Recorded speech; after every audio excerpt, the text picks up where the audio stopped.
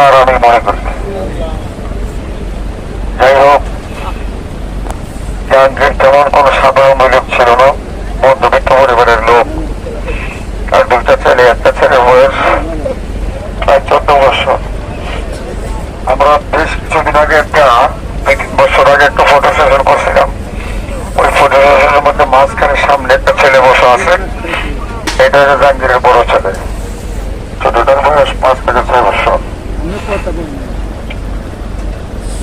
আর পরিবারকে আল্লাহ পালবে, এটা মা বাবাকেরই তো ওনার নিজ দায়িত্বে পালবে। তারপরও আমরা যেটা সহকর্মী ছিলাম, একসাথে চললাম, একসাথে থাকলাম, লীলা নয়, করোনা নয়, সহকর্মীতে হিসাবে আমার প্রস্তাব থাকবে, আমরা কি থাকতে পারি তার সাথে ইনশাআল্লাহ। যদি পারি জাহাঙ্গীর বাড়িতে যাই মাকে শেষ করে যাওয়ার পথে হয়তো একটা চকলেট, হয়তো নাড়ু, সবাই তো নেই, কিন্তু জাহাঙ্গীরের ছেলেরা কিন্তু আর বাবা গো পাবে না, সে জিনিস আর আসবে না। আমরাও কোনদিন আর সেখানে দেওয়া সম্ভব না, ঠিক না? হয়তো একদিন আমার লাশ যাবে, আপনার যাবে, এটি মানা লাগবে।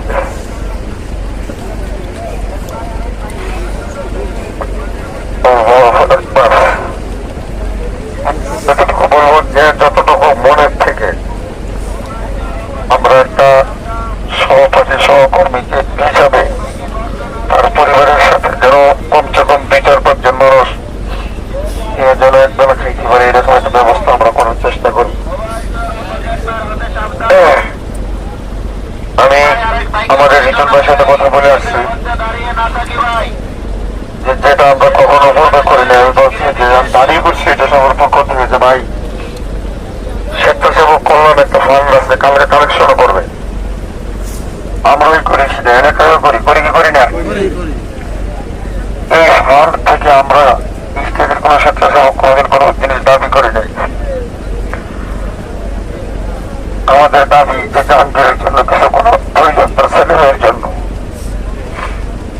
বলছে হ্যাঁ আপনাদের দাবি মানা হবে। আমরা দরখাস্ত করবো কালকে, এর কারণ এই জন্য কালকে করবো, বলছিল যে আমরা ঢাকা দিয়ে করে দিব, তো ওরা করবে।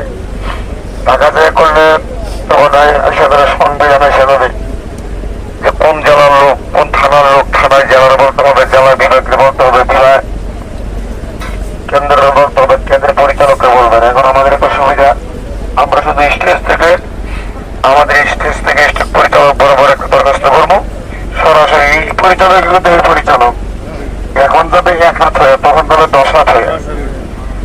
এটা ইনশাল্লাহ আমরা কালকে এটা সমাধান করবো।